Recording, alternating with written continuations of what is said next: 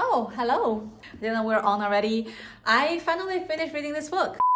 This is actually not even my book. This is my friend's book, and she insisted that I read the book. So this book is called Almendra. It's written by a Korean writer. So the original copy is of course in Korean. This is the Spanish translation. Basically, this is a story about a boy who suffers from a condition called, let me search. I don't know how to pronounce this word. I think it's pronounced alexithymia. Okay. Alexithymia. Alexithymia.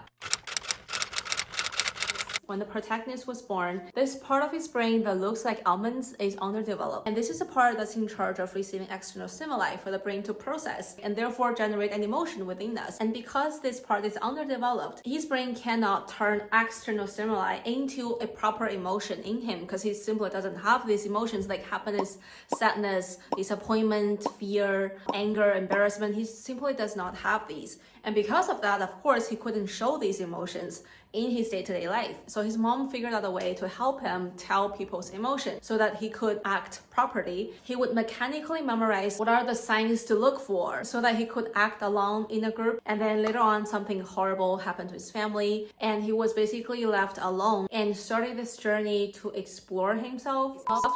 But this is an amazing book. Both the language and the storylines are really simple to follow. Like, you are not gonna get lost in the middle of the book. It's not one of these sophisticated books, but as an audience, you definitely feel that it touches the soft spot of your heart, which makes it such a great story. Moving on to why I think this book would be perfect for language learners. So the reason why I am recommending this book to you guys if you're learning Spanish is because, as my friend said, this is a really easy read. I mean, my Spanish level is fine, okay? But I do not have the patience to read like a really thick book. I'm in a way, a lazy person. I like simple and clear language. I hate searching online what a vocab means every 2 sentences. So if you're same as me and you want to read something to maintain or improve your language level in Spanish, or just for entertainment, this is a perfect read for you because the writing style of this Korean author is very simple. The chapters are very short in this book and you can finish reading one chapter real fast. Like chapter 1, only 1 page,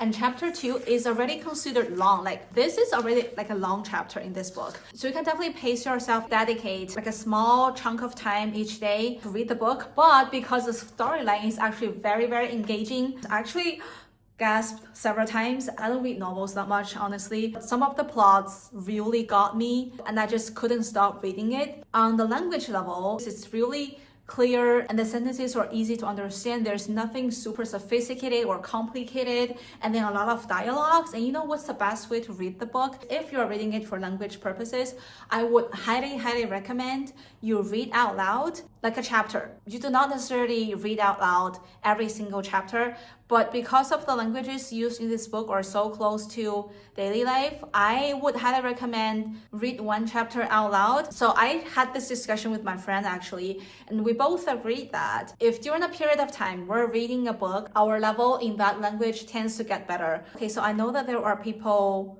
who say that when you read a book, you're supposed to read a book instead of read out loud a book. But if learning the language of the book is also part of your goal or your purposes, I would definitely recommend you do that. Because when you read out loud, toda clase de flores adornaban la habitación, que estaba cálidamente alumbrada por lámparas. I mean, there are words, for example, for like alumbrada, alumbrar.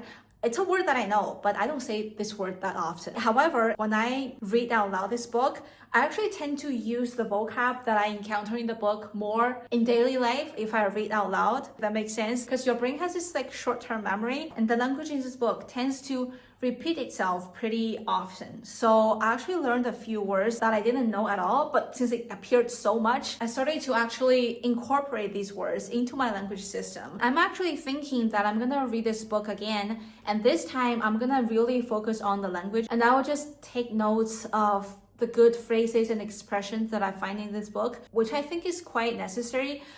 I mean, sometimes I tend to read one book maybe twice than reading 2 books because I feel like the more you repeat the same thing, the better you're gonna remember. So I think that could be something interesting. I don't know if you guys would be interested in my language learning notes. So in conclusion, if you don't know what to read yet, I definitely recommend this book. If you know this book, let me know how you feel about the book. And if you find this video useful, remember to give me a little encouragement.